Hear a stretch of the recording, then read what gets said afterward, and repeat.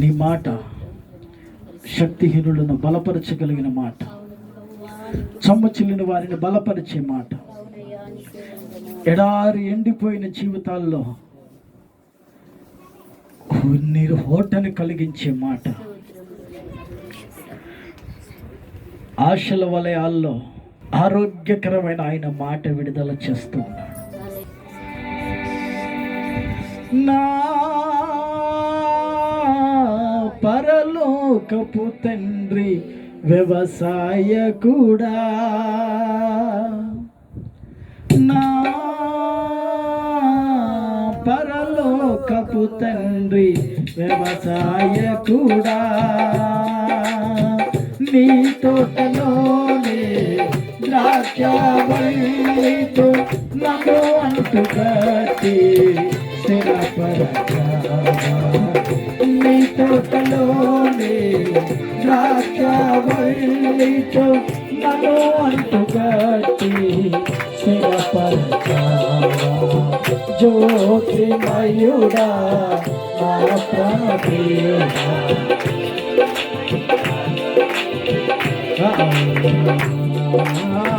జ్యోతిమయుడా నా ప్రాణప్రియుడా, స్తుతిమహిమలు నీకే.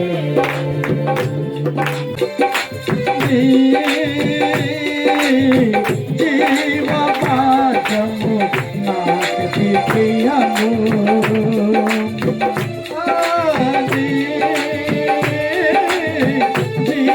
జీవమార్గము నాకతి ప్రియము,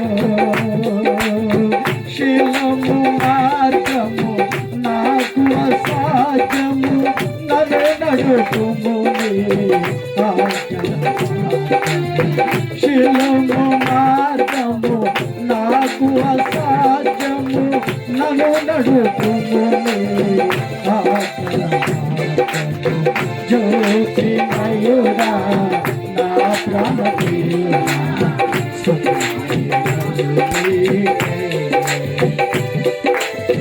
జ్యోతిమయుడా నా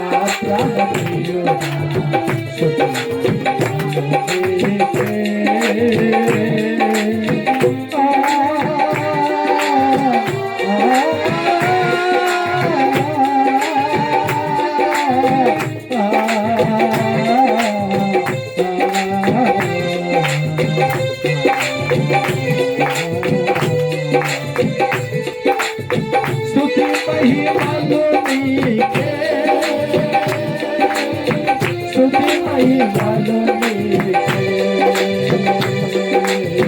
స్తుతి మహిమలు నీకే. Glory.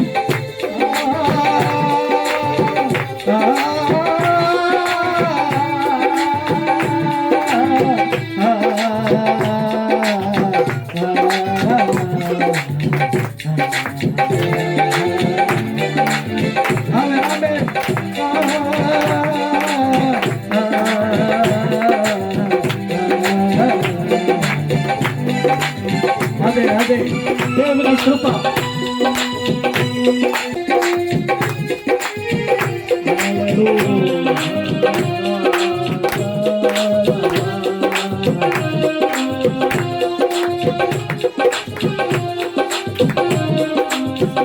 అందరూ ఆత్మతో నింపబడిన వారి గట్టిగా చెప్పగలుగుతారు.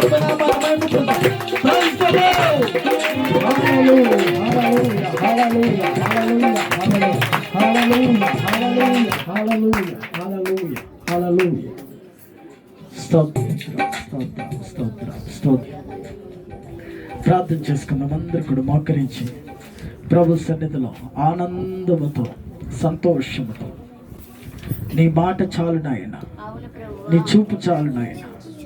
అయ్యా, ఈ ప్రాంగణంలో నిలబడిన ప్రతి ఒక్కరి మీద నీ ఆత్మను కుమ్మరించినందుకై నీకే స్తుతి స్తోత్రములు తెలియజేస్తూ ఉన్నాను. దిగి మధ్యాహ్న కాల సమయంలో ఒక్కొక్కరితో మీరు మాట్లాడండి. నీ బలమైన కను దృష్టి మీరు విడుదల చేయండి.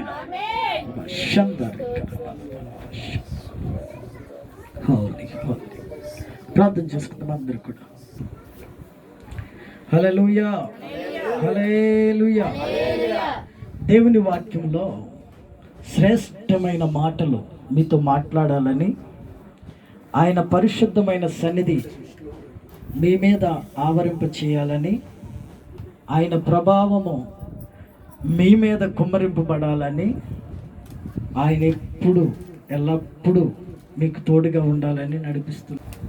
ఈరోజున అక్కడ ఆహారము, అందము,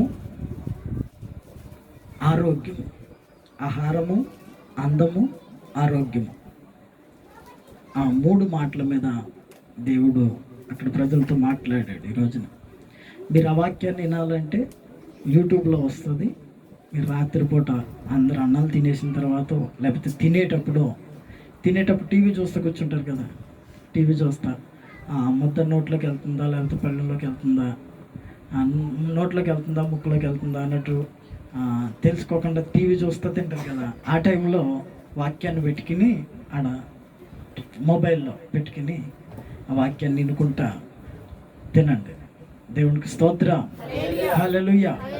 ఈ మధ్య సర్వేలో చెప్పింది ఏంటంటే, ఏదైనా చూస్తా అన్నం తినే వాళ్ళంటే ఎక్కువ తింటారంట. అందుకని చాలామంది లావు అవుతున్నారంట. ఈ టీవీలు ఫోన్లు వచ్చిన కాడి నుంచి అవి అక్కడ పెట్టుకుని చూసుకుంటూ అన్నం తింటున్నారు కదా, అది కొంచెం కొంచెం కొంచెం కొంచెం ఎక్కువ అన్నం తింటున్నారు. రెండోది, జనాలు ఇటు ఎదగడం మానేసి ఇటు ఎదుగుతున్నారు. దేవునికి స్తోత్రం, హల్లెలూయా, హల్లెలూయా. దేవుని సన్నిధిలో సంపూర్ణమైన ఆనందం దొరుకుతుంది. ఎన్ని బాధలు వచ్చినా, ఎన్ని కష్టాలు వచ్చినా, ఎన్ని ఇబ్బందులు వచ్చినా, దేవుని సన్నిధిలోనికి వచ్చి ఆరాధనలో కూర్చుంటే అవన్నిటినీ మర్చిపోతాం. అన్నీ మర్చిపోయి ప్రభుని ఆరాధన చేస్తూ ఉంటాం. ఎందుకు అంటే ప్రభు సన్నిధి అంత ప్రసన్నతగా అనుగ్రహిస్తారు. దేవునికి స్తోత్రం, హల్లెలూయా. వాక్యంలోకి వెళ్దాం, చదవండి. 95వ కీర్తనలో దావీదులా మాట్లాడుతున్నాడు. 95వ కీర్తనలో దావీదులా మాట్లాడుతున్నాడు.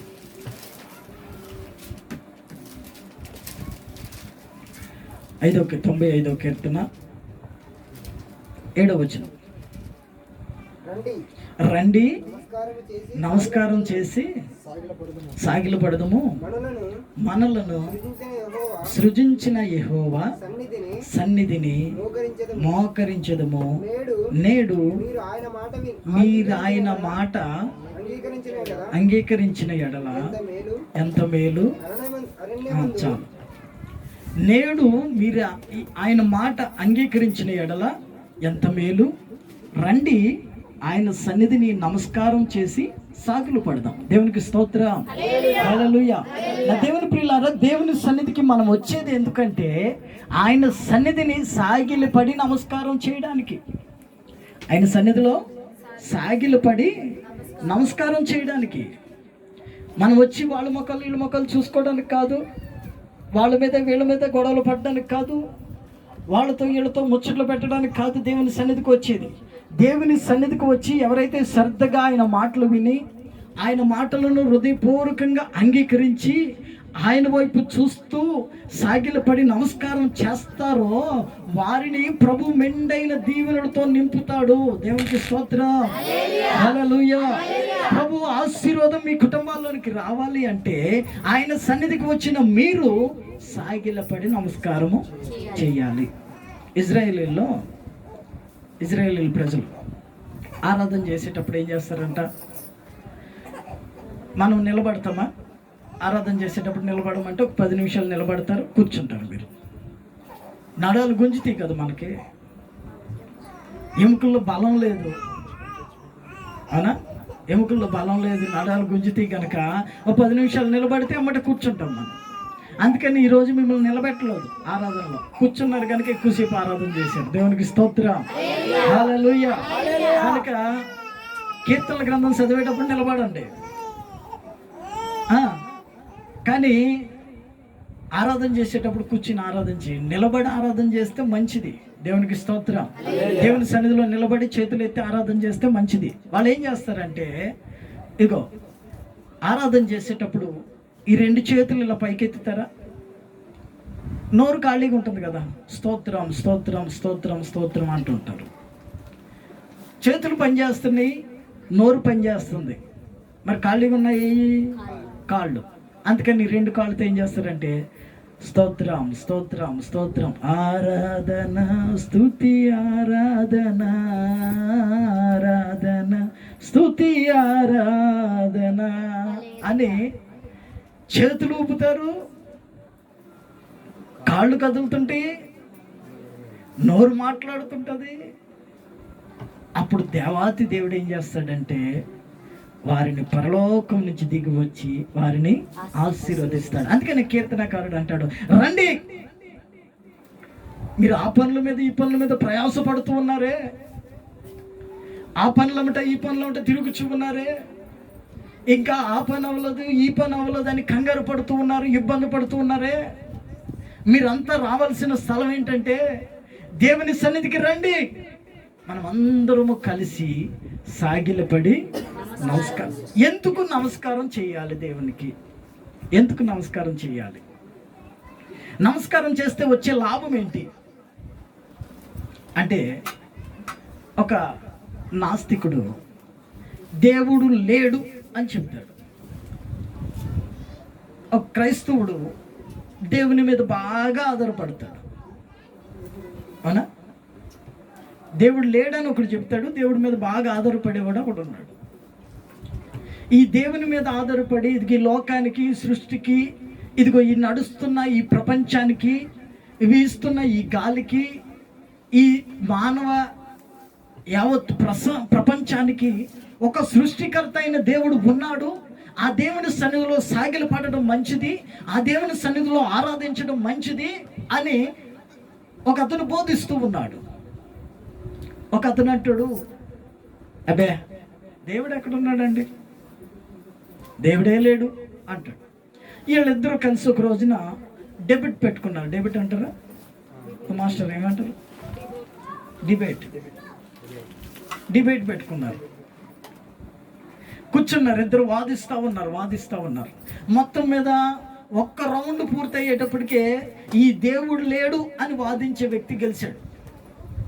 ఈ దేవుడు ఉన్నాడు, సృష్టికర్త దేవుడు అని చెప్పే వ్యక్తి కొంచెము ఆయన ఓడిపోవడం జరిగింది. ఆ దేవుడు లేడన్న వ్యక్తి గెలిచాడు.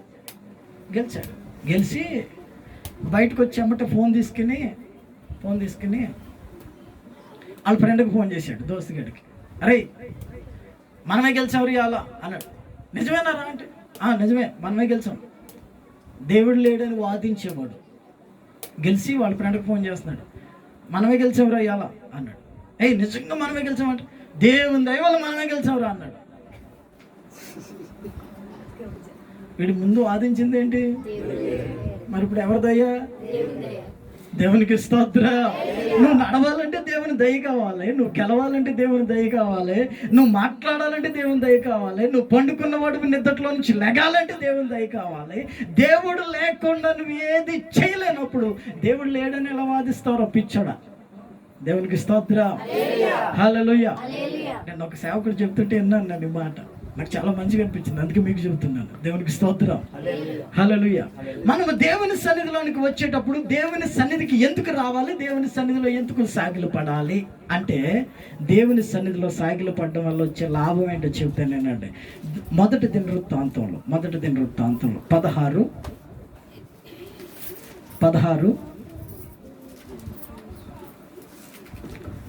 మొదటి దినవృత్తాంతంలో 16:11 దేవుని సన్నిధిలో మనము సాగిలు పడడం అవసరం. దేవుని సన్నిధిలో సాగిలు పడడం అవసరం. దేవుని సన్నిధిలో ప్రార్థన చేయడం అవసరం. దేవుని సన్నిధికి రావడం అవసరం. దేవుని సన్నిధిలో ఆయన్ని ఆరాధించడము అవసరమే.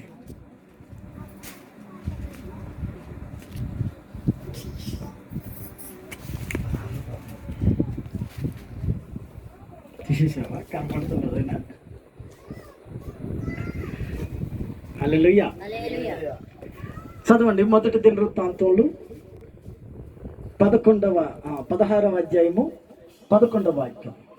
యెహోవాను ఆశ్రయించుడి, ఆయన బలమును ఆశ్రయించుడి, ఆయన సన్నిధిని నిత్యము వెతకుడి. దేవునికి స్తోత్రం.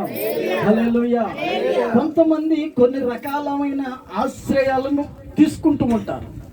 అయితే దావీదు భక్తుడు మొదట మనం చదివిన వాక్యంలో సెలవిచ్చినట్లు, రండి యెహోవా సన్నిధిని నమస్కారం చేద్దాం. రండి. ఎక్కడెక్కడో తిరుగుతున్నారు మీరు, ఏమేమో ప్రయత్నాలు చేస్తున్నారు. ఈ ప్రయత్నాలన్నీ ఫలించకపోగా మీకు అనారోగ్యము, బాధ, నీరసము, అవమానము కలుగుతుంది. కనుక వాటన్నిటి నుంచి విడుదల పొంది మీ ప్రయత్నాలు ఫలించాలంటే మీరు ఎక్కడికి వచ్చి నమస్కారం చేయాలి? దేవుని సన్నిధికి వచ్చి నమస్కారం చేయాలి. ఈ దేవుని సన్నిధిలో నమస్కారం చేసిన వ్యక్తి ఎలా ఉంటాడంటే, యెహోవాను ఆశ్రయించుడి, ఆయన బలమును ఆశ్రయించుడి, ఆయన సన్నిధిని నిత్యము వెతుకుడి. దేవునికి స్తోత్రం. మొదటిగా దేవుని సన్నిధికి రావాలి, ఆయన మీద ఆనుకోవాలి. దేవుని సన్నిధికి రావాలి, ఆయన మీద ఆనుకోవాలి. ఇప్పుడు నేను దీని మీద ఆనుకున్నాను అనుకోండి, ఇది ఊగులాడుతూ ఉంది కదా కెమెరా స్టాండ్, దాని మీద ఆనుకున్నాను అనుకో, ఎంతసేపు ఆనుకోగలుగుతాను? అది నేను ఇలాగ ఆనుకోగానే పడిపోతుంది. అవునా? ఆనుకోగానే పడిపోతుంది.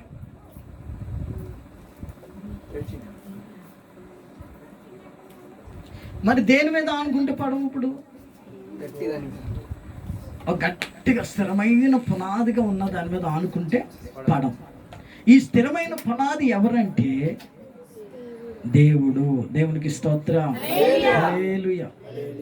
అబోర్డ్ ఆపేసావా? దాని మీద ఫ్రిడ్జ్ నడుస్తుంది. మీరు అందరూ బాగా డిస్టర్బ్ చేస్తున్నట్టున్నారు. నేను అన్నాను కెమెరా తిప్పరా అంటే వీడు ఒకడు మొహం తెస్తాడు.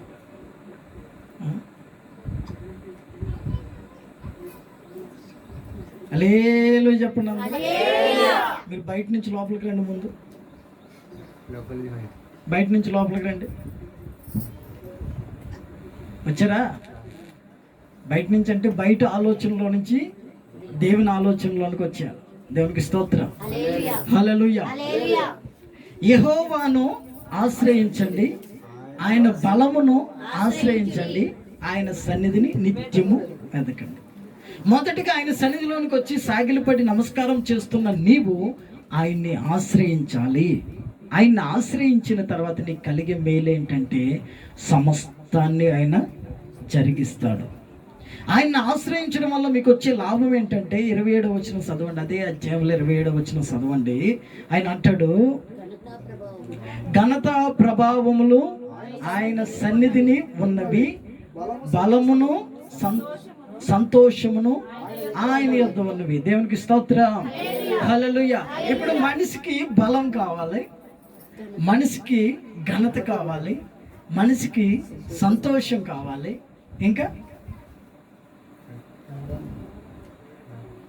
ఘనత కావాలి, బలము కావాలి, ప్రభావం కావాలి, సంతోషం కావాలి. ఘనత ప్రభావములు ఎవరి సన్నిధిలో ఉన్నాయి? దేవుని సన్నిధిలో ఉన్నాయి. ఈ రోజున మీరు దేవుని సన్నిధికి వచ్చారు కనుక మీకు ఆయన ఘనతని ఇవ్వాలని ఆశపడుతూ ఉన్నాడు. దేవునికి స్తోత్రం. మిమ్మల్ని ఘనపరచాలని చూస్తున్నాడు. ఎలా ఘనపరుస్తాడో తెలుసా? ఘనత ప్రభావం ఆయన సన్నిధిలో ఉన్నాయి. ఆయన సన్నిధిలో మోకరించినప్పుడు ఏం చేస్తాడో తెలుసా? ఆయన సన్నిధిలో నువ్వు ఉన్నప్పుడు ఆయన ఏం చేస్తాడో తెలుసా? నిన్ను ఘనపరుస్తాడు. ఎలా ఘనపరుస్తాడు? ఎలా ఘనపరుస్తాడు? ఒక రోజున అన్నలందరూ కలిసి తమ్ముడిని అమ్మేశారు. మీకు అందరికి తెలుసు, అమ్మేస్తే ఒక పూట తిండికి కూడా గతి లేని పరిస్థితుల్లో ఆ శత్రువుల మధ్యలో పని చేస్తూ ఉన్నాడు.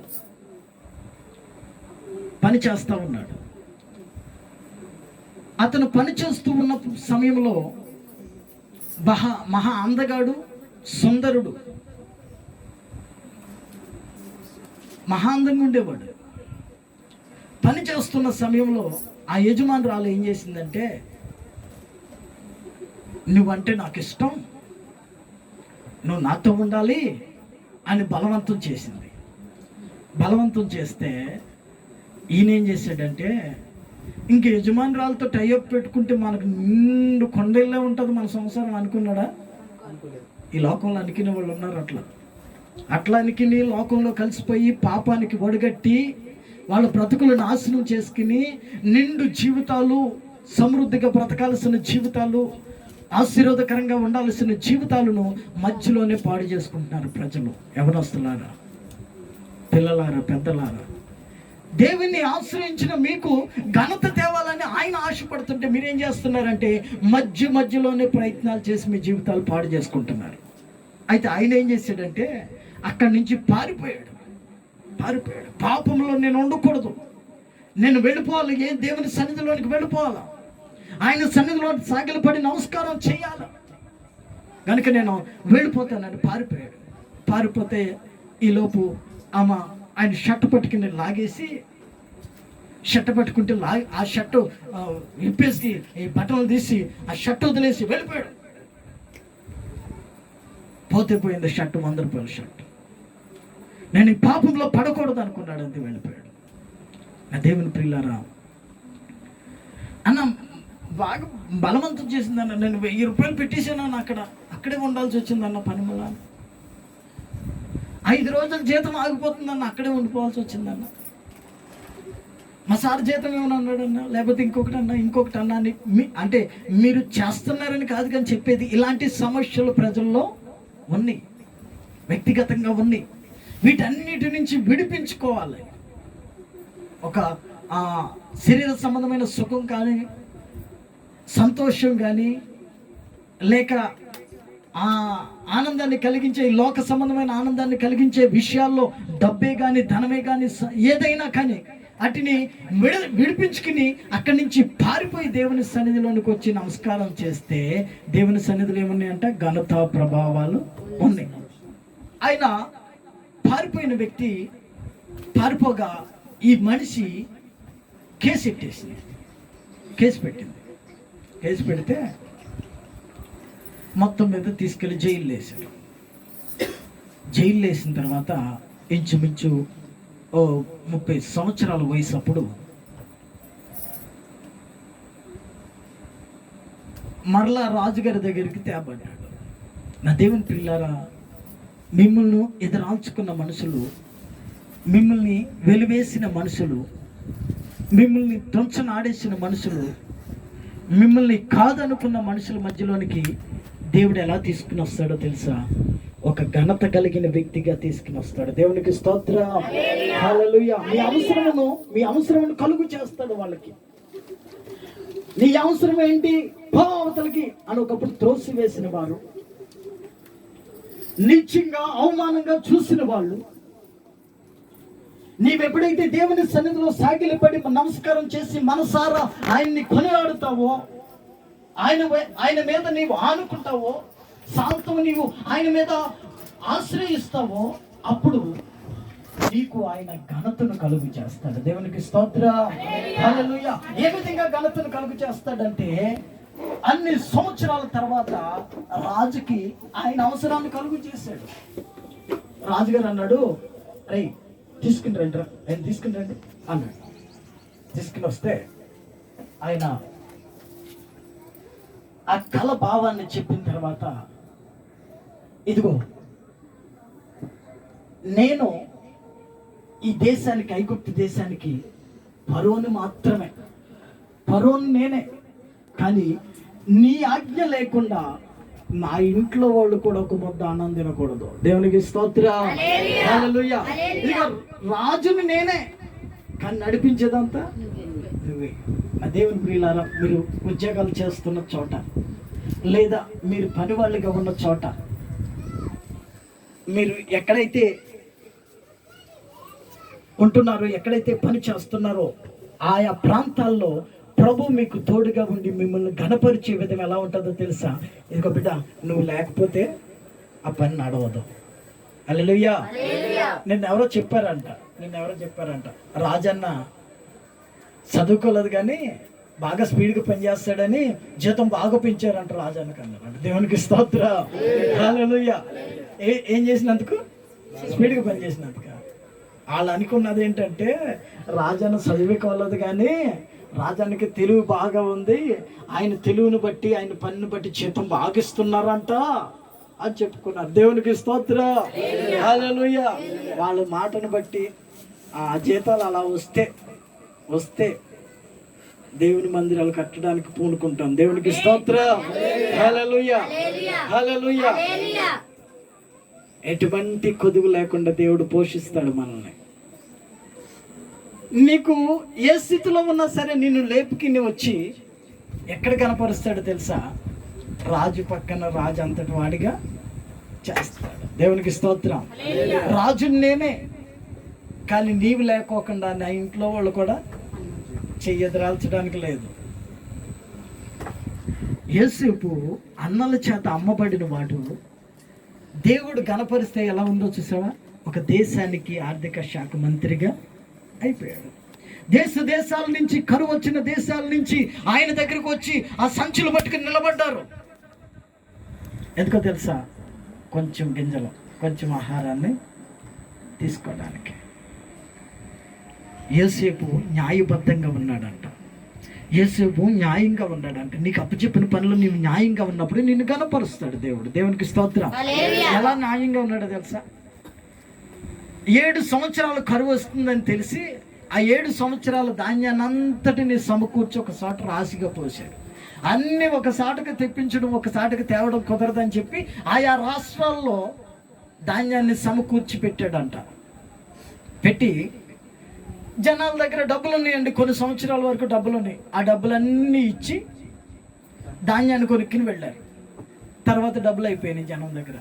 మరి ధాన్యం కావాలిగా. యోసేపు దగ్గర విస్తారమైన ధాన్యం ఉంది, దాచిపెట్టాడు. విస్తారమైన ధాన్యం ఉంది. అప్పుడు ఆ జనమందరూ వస్తేనంట వాళ్ళు, అయ్యా మా దగ్గర డబ్బులు లేవు, నువ్వేం చెబితే అదే చేస్తాము, గనుక మాకు ధాన్యం కావాలి. అప్పుడు యోసేపు అన్నాడు, ఇదిగో మీ గొర్రెలను, మేకలను, గొడ్లను అమ్మండి మాకు, మేము అవి తీసుకుని మీకు ధాన్యాన్ని ఇస్తాం. దేవునికి స్తోత్రం. మాకే తిండి లేక చేస్తున్నాం, ఇంక గొర్రెలకి తిండి ఏం పెట్టాలి, పంటలు ఆగిపోయినాయి అని చెప్పి ఆ గొర్రెలను, గొడ్లను, మేకలను అన్నింటిని అమ్మేశారు యోసేపు. తర్వాత అవి అయిపోయిన తర్వాత ఇంకో సంవత్సరం కరువు కొనసాగుతూ ఉంది. 7 సంవత్సరాలు కదా కరువు కొనసాగుతూ ఉంది. అప్పుడు మరలా వచ్చారు. వచ్చిన వాళ్ళందరి దగ్గర ఏమన్నాడంటే, ఇదిగో నీ దగ్గర ఎన్ని ఎకరాల పొలం ఉంది, నీ దగ్గర ఎన్ని ఉంది, నీ దగ్గర ఎన్ని ఉంది, మీ పొలం అంతా మాకు రాసేయండి, మేము ధాన్యం ఇస్తామన్నాడు. దేవునికి స్తోత్రం. యోసేపు దాచిపెట్టిన ఆ ధాన్యాన్ని బట్టి వారి ఐగుప్తు దేశంలో ఉన్న వాళ్ళ పొలాలన్నీ కొనేసాడంట. కొనేసి యోసేపు పేరు మీద ఒకటి, వాళ్ళ భార్య పేరు మీద ఒకటి, వాళ్ళ కూతురు పేరు మీద ఒకటి, వాళ్ళ కొడుకు పేరు మీద ఒకటి, ఇలా రాసుకోలేదు. యోసేపుకి 2 కొడుకులు, రాసుకోవాలా. ఈ ఎకరాల పొలం కొన్నదంతా రాజుగారి పేరు మీద రాశాడు అంటున్నారు. దేవునికి స్తోత్రం. హల్లెలూయా. ఆయన పేరు మీద రాసుకోవచ్చుగా, బినామీగా ఉండొచ్చుగా. అబ్బే, యోసేపుకి కావాల్సింది ఏంటో తెలుసా? న్యాయం కావాలి. దేవునికి స్తోత్రం. న్యాయకర్త అయిన దేవుని మీద అనుకున్నాడు. దేవుని కంటే ఈ పొలాలు ఎక్కువ కాదు, నేను ఎందుకు రాసుకోవాలి వీటిని అని ఏం చేశాడంటే ఆ పొలాలన్నిటినీ రాజుగారి కొరకు కొనేసాడంట. ఐగుప్తు దేశంలో పొలాలన్నీ. ఇప్పుడు ఐగుప్తు దేశంలో ఎవరు పొలాలని నేను కొనేసాడు. తండ్రిని తీసుకుని వచ్చాడు, అన్నదమ్ములను తీసుకొచ్చాడు, ఐగుప్తు దేశంలో ఒక చోట పెట్టి పోషిస్తూ ఉన్నాడు. ఐగుప్తు దేశం అంతా ఈయన చేతిలో ఉంది. ఎందుకో తెలుసా? దేవుని సన్నిధిలో సాగిలపడి నమస్కారం చేశాడు గనక దేవుడు ఏం చేశాడు? ఘనపరిచాడు. దేవునికి స్తోత్రం. హల్లెలూయా. దావీదు అంటున్నాడు, రండి, ఎక్కడెక్కడో తిరిగి అప్పు కోసం చూస్తున్నావు, అప్పు దొరకట్లేదని. నువ్వు చేయాలనుకున్న పని డబ్బులు అవసరమై అప్పు కోసం వాళ్ళ ముఖం చూస్తున్నావు. రా దేవుని సన్నిధికి, సాగిలపడి నమస్కారం చేయండి, ఆయన మీద ఆనుకోండి. అప్పుడు ఆయన ఏం చేస్తాడో తెలుసా? ఏం చేస్తాడంట? ఘనత ప్రభావం ఆయన సన్నిధిని ఉన్నవి. బలం ఆయన సన్నిధిలో ఉంది, సంతోషం ఆయన సన్నిధిలో ఉంది. సంతోషం ఎక్కడుంది? ఆయన యొద్ద ఉంది. ఆయన ఒక ఊర్లో వాక్యం చెప్పడానికి వచ్చి ఆ బోర పెట్టుకుని, ప్రయాసపడి భారం మోస్తున్న సమస్త జనులారా నా యొద్దకు రండి, నేను మీకు విశ్రాంతి కలుగు చేస్తాను అని వాక్యాన్ని ప్రకటించి ఆఖరిని ఒక ప్రార్థన చేసేవాడంట. ప్రభువా,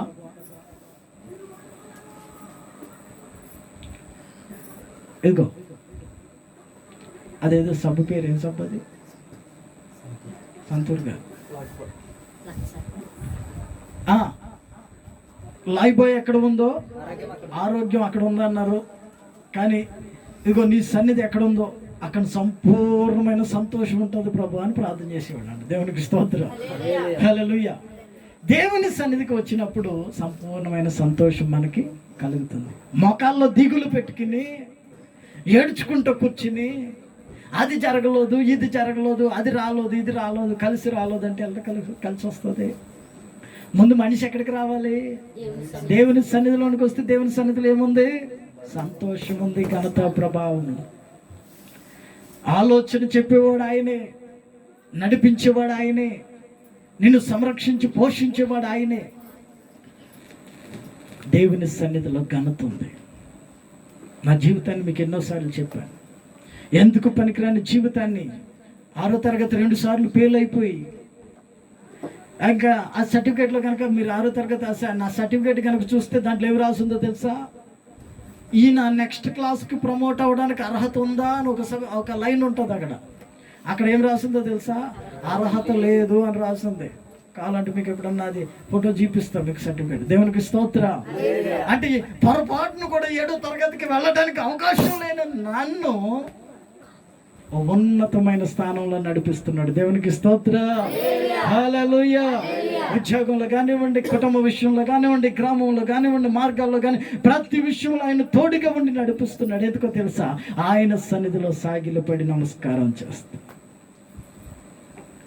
సాగిలపడి నమస్కారము చేసేదా, సాగిలపడి నమస్కారము చేసేదా, సాగిలపడి నమస్కారము చేసేదా, సాగిలపడి నమస్కారము చేసేదా, నా మనసారని సన్నిధిలో సాగిలపడి నమస్కారము చేసేదా, సాగిలపడి నమస్కారము చేసేదా, నా మనసారని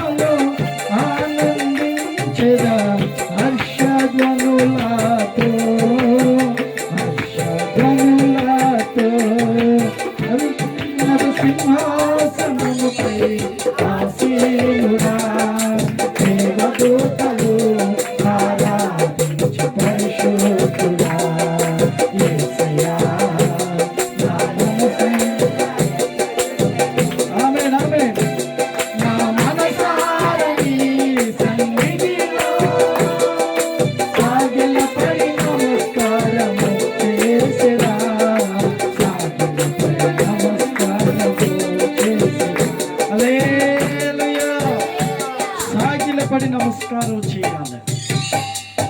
సాగిలపడి నమస్కారం చేస్తే అప్పుడు దేవుని ఆశీర్వాదం మనకి దొరుకుతుంది. దేవునికి స్తోత్రం, హల్లెలూయా.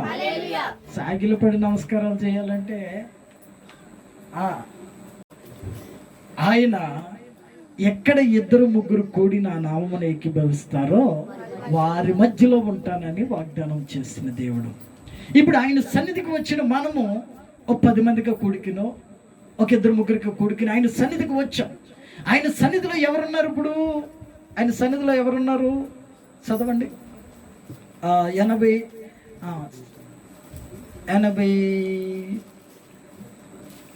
18వ కీర్తన 6వ వచనం. 18వ కీర్తన 6వ వచనం. నా శ్రమలో నేను యెహోవాకు మొరపెట్టి తిని నా దేవునికి ప్రార్థన చేసి తిని ఆయన తన ఆలయంలో ఆలకించి నా ప్రార్థన అంగీకరించను. నా మొర ఆయన సన్నిధిని చేరి ఆయన సేవలో జొచ్చెను. దేవునికి స్తోత్రం, హల్లెలూయా, హల్లెలూయా. ప్రార్థన చేసేటప్పుడు అంట, ఇదిగో మీరు ప్రార్థన చేస్తుంటేనంట అక్కడ సింహాసనం మీద ఆయన సన్నిధిలో ఆయన కూర్చుని ఉన్నాడు. ఇప్పుడు మీరు ప్రార్థన చేస్తున్నారు, ఆయన సన్నిధిలో కూర్చుని ఉన్నాడు. ఆయన కూర్చుని ఉంటే మీరు చేసే ప్రార్థన అంట ఆయన చెవి దగ్గరికి ఏమంటది? అది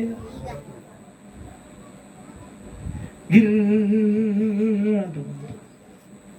ఎవడరా ఇంతలోకం ప్రార్థన చేస్తున్నాడు అంటే, అమ్మో ఇదిగో గురు బ్రహ్మనగర్లో సర్వెంట్ ఆఫ్ జీసస్ మినిస్ట్రీ వాళ్ళు, అమ్మ ఎంతసేపు ప్రార్థన చేస్తున్నారంటారు ఇలా అని వచ్చి ఆయన ఆలకించి ఏం చేస్తున్నాడంట? వారిని అంగీకరిస్తున్నాడంట. దేవునికి స్తోత్రం, హల్లెలూయా.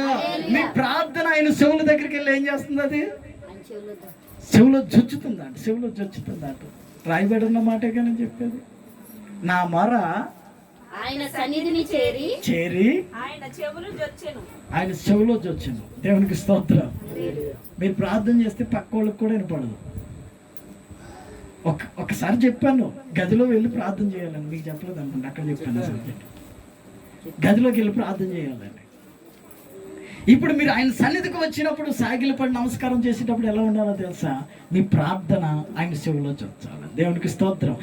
ఆయన ఆలయంలో ఉండి మీ ప్రార్థన ఆలకించి మీకు ప్రతిఫలాన్ని ఇస్తూ ఉన్నాడు. దేవునికి స్తోత్రం. ప్రతిఫలాన్ని ఇచ్చిన దేవుడు. ఈ రోజు నువ్వే సమస్యతో ఇక్కడికి వచ్చావో, ఏ పరిస్థితుల్లో నువ్వు ఇక్కడికి వచ్చావో, ఏ స్థితిగతుల మధ్యలో ఏడుస్తూ వచ్చావా, ఆయన సన్నిధిలో ఉన్న సంతోషాన్ని పట్టుకుని వెళుతున్నావు. దేవునికి స్తోత్రం. ఆయన సన్నిధిలోకి వచ్చిన వారిని సంతోషపరుస్తున్నాడు ఆయన. హల్లెలూయా. ఆయన సన్నిధిలోకి వచ్చిన వారిని ఆనందపరుస్తూ ఉన్నాడు ఆయన. హల్లెలూయా. ఆయన సన్నిధిలో మోకరించి సాగిలపడి నమస్కారం చేసే వారిని ఆయన ఘనపరుస్తూ ఉన్నాడు. దేవునికి స్తోత్రం. ఆయన ఘనత ప్రభావములతో నిన్ను నింపుచూ ఉన్నాడు. ఆయన ఘనపరిస్తే ఎలా ఉంటుందో తెలుసా? రాజింట్లో వాళ్ళు కూడా చేయడానికి వీలు లేకుండా గణపరుస్తాడు. దేవునికి స్తోత్రం. ఆయన గణపరిస్తే ఎలా ఉంటుందో తెలుసా?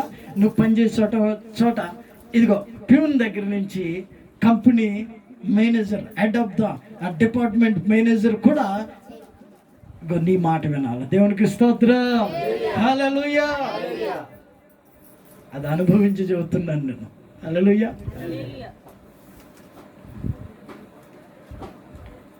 అట్లా గణపరుస్తాడు. మన తెలివిని బట్టి కాదు, మన అందాన్ని బట్టి కాదు, మన జ్ఞానాన్ని బట్టి కాదు ఆయన గణపరిచేది. మన విధేయతను బట్టి, మనం తగ్గించుకునే విధానాన్ని బట్టి ఆయన మనల్ని గణపరుస్తాడు. దేవునికి స్తోత్రం, హల్లెలూయా. పాపములో ఒక్క క్షణమైతే పాపంలో పడిపోతాడు మనిషి. అలాంటి చోట నుంచి తప్పించుకుని వెళ్ళిపోయి దేవుని మందిరానికి వెళ్ళిపోయాడు. సాగిలపడి నమస్కారం చేద్దాం. రండి రండి రండి. యేసయ్య ఎవరో తెలుసుకున్నరా రండి. రండి జనులారా రండి, యేసయ్య ఎవరో తెలుసుకునరా రండి. మీ వ్యాధి బాధలు తొలగించేది యేసయ్యేనండి, మీకు శాంతి సుఖమును కలిగించేది యేసయ్యేనండి. మీ వ్యాధి బాధలు తొలగించేది యేసయ్యేనండి, మీకు శాంతి సుఖమును కలిగించేది యేసయ్యేనండి. రండి యేసయ్య గ్రామే విడుదకురా రండి, ఓ సోదరులారా గ్రామే విడుదకురా రండి. రండి అని వదిలేసిన చోట తిప్పాలి నోడు రమ్మని. దేవునికి స్తోత్ర. హల్లెలూయా. నిద్ర మొక్కలతో కాదు, సంతోషంగా ఆయన సన్నిధిలో మోకరించాలి. దేవునికి స్తోత్ర. హల్లెలూయా. ఇంకో ఆయన సన్నిధిలో చాలా అపాయకరమైనవి కూడా ఉన్నాయి, కానీ మీరు చేసే ప్రార్థన ఆయన సన్నిధిలో నుంచి ఉన్న సంతోషాన్ని పొందుకుంటున్నారు. దేవునికి స్తోత్రం. ఆయన సన్నిధిలో చాలా అపాయకరమైనవి వస్తాయి ఆయన సన్నిధిలో నుంచి, కానీ మీరు చేసే ప్రార్థన మీ మీద ప్రేమతో ఆయన ఏం చేస్తున్నాడో తెలుసా? ఆనందాన్ని కలుగు చేస్తున్నాడు. మీ మీద ప్రేమతో మిమ్మల్ని ఘనపరుస్తూ ఉన్నాడు. దేవునికి స్తోత్రం. మీకోసం వేచి ఉంటున్నాడు. ఆయన సన్నిధిలో చాలా అపాయకరమైనవి ఉన్నాయి. చదువుతారు, 3 మాటలు చదవడం ముగించేస్తాం. లేవియకాండం 9:24. లేవియకాండం 9:24 ఒకరు తీయండి. సంఖ్యాకాండం 11:31 ఒకరు తీయండి. యెహోవా సన్నిధి నుండి అగ్ని బయలు వెళ్ళి బలిపీఠము మీదనున్న దహన బలి ద్రవ్యమును క్రొవ్వును కాల్చివేసెను. ప్రజలందరూ దానిని చూచి ఉత్సాహధ్వని చేసి సాగిలపడిరి. యెహోవా సన్నిధిలో నుంచి ఏమొచ్చిందంట? అగ్ని బయలుదేరిందంట. దేవునికి స్తోత్రం. హల్లెలూయా. చదవండి నెక్స్ట్ వచ్చిన ఎవరు తీసారు? తరువాత యెహోవా సన్నిధి నుండి ఒక గాలి బయలుదేరి సముద్రం నుండి పూరేళ్లను రప్పించెను. చాలు. ఏం బయలుదేరిందంట? యెహోవా సన్నిధి నుండి గాలి బయలుదేరిందంట. అదే సంఖ్యాకాండం 16:46 చదవండి.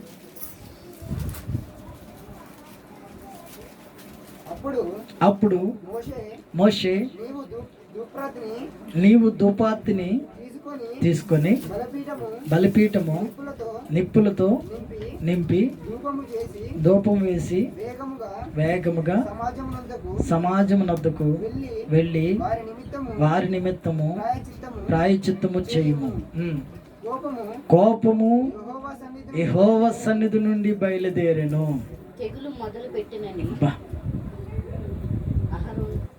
మీకు ఇప్పుడు వరకు ఆయన సంతోషం ఇస్తాడని, ఆయన సమాధానం ఇస్తాడని, ఆయన ఏమిస్తాడు?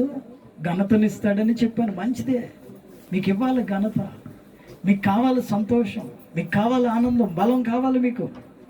అయితే ఆయన సన్నిధిలో నుంచి భయంకరమైనవి బయలుదేరుతుంటాయి. వాటి నుంచి మనం తప్పించుకోవాలంటే ఏం చేయాలో తెలుసా? సమాజం యొద్దకు పరిగెత్తి వారి నిమిత్తం పశ్చాత్తాపం చేసి ప్రాయశ్చిత్తం చేసి, ఎవరితో చెప్తున్నాడు? అహరోనుతో చెప్తున్నాడు ఈ మాట. పరిగెట్టండి ఆయన సన్నిధిలోనికి. ఆయన సన్నిధిలో నుంచి ఏం బయలుదేరుతుందో తెలుసా? అగ్ని బయలుదేరుతుంది. ఆయన సన్నిధిలో నుంచి గాలి బయలుదేరుతుంది. ఆయన సన్నిధిలో నుంచి కోపం బయలుదేరుతుంది. వీటన్నిటికీ ఉగ్రత నుంచి మీరు తప్పించుకోవాలని సంఘం ఏర్పాటు చేయబడింది. ఈ సంఘంలో నుంచి పరిగెట్టుకుని వచ్చి మీరు సాగిలపడి నమస్కారం చేసిన ఎడల వీటన్నిటి నుంచి తప్పించుకుంటారు. అంతేకాదు ఘనతను మీకు అనుగ్రహిస్తాడు, సంతోషాన్ని మీకు అనుగ్రహిస్తాడు, దీర్ఘాయుష్ను మీకు అనుగ్రహిస్తాడు, ఆయన ప్రేమను మీ మీద కనుపరుస్తాడు. అందరూ మోకరించి ప్రార్థన చేసుకుందామా? స్తోత్రం, స్తోత్రం. Hallelujah, hallelujah, hallelujah, hallelujah, hallelujah, hallelujah. Holy, praise the lord, praise the lord. Thank you Jesus. మహిమ కలిగిన దేవానికి వందనాలు, స్తోత్రములు. కృపా సత్య సంపూర్ణానికి స్తుతి స్తుతి స్తుతి స్తుతి స్తోత్రం స్తోత్రం స్తోత్రం స్తోత్రం. హోలీ హోలీ హోలీ. హల్లెలూయా హల్లెలూయా హల్లెలూయా హల్లెలూయా. సహాయం చేయండి ప్రభువానికి వందనాలు, స్తోత్రం నాయన. నీ సన్నిధికి కూడి వచ్చిన ప్రతి బిడ్డను మీరు దీవించి ఆశీర్వదించండి నాయన. వాక్యం విన్న ప్రతి బిడ్డతో మీరు మాట్లాడండి. ఎదిగి దినాన నీ సన్నిధిలో నుంచి వచ్చే కోపం మా మీదకి రాకూడదు నాయన. నీ సన్నిధిలో నుంచి వచ్చే అగ్ని మా మీదకి రాకూడదు నాయన. నీ సన్నిధిలో నుంచి వచ్చే గాలి మా మీదకి రాకూడదు నాయన. నీ సన్నిధిలో నుంచి వచ్చే ఆశీర్వాదం మాకు కావాలి. నీ సన్నిధిలో నుంచి వచ్చే దీవెన మాకు కావాలి. ఇదిగో నా మొర నీ చెవులు జొచ్చాలి నాయన. నా ప్రార్థన మీరు ఆలకించాలి నాయన. ప్రార్థన ఆలకించాలి నాయన. నా అర్పణలు నీవు పరిశుద్ధ పరచుచున్నావని యేసయ్యా నీ పాదాల చెంత నా శిరము వంచెదా. నీవే నాకని నేనే నీకని నాకై విజ్ఞాపన చేయుచున్నావని. నేనే నాకని నాకై విజ్ఞాపన చేయుచున్నావని. నా అర్పణలు నీవు పరిశుద్ధ పరచుచున్నావని. ఆదరణ లేని ఈ లోకములో ఆనుకుంటేనే ఎదుటే నిలచిన నీపైనే. ఆదరణ లేని ఈ లోకములో ఆనుకుంటేనే ఎదుటే నిలచిన నీపైనే. అనురాగ సీమలో అనుబంధము పెంచిన నీలో అరణ్యవాసమే నాకు మేలాయెను. అనురాగ సీమలో అనుబంధము పెంచిన నీలో అరణ్యవాసమే నాకు మేలాయెను. అర్పణలు నీవు పరిశుద్ధ పరచుచున్నావని.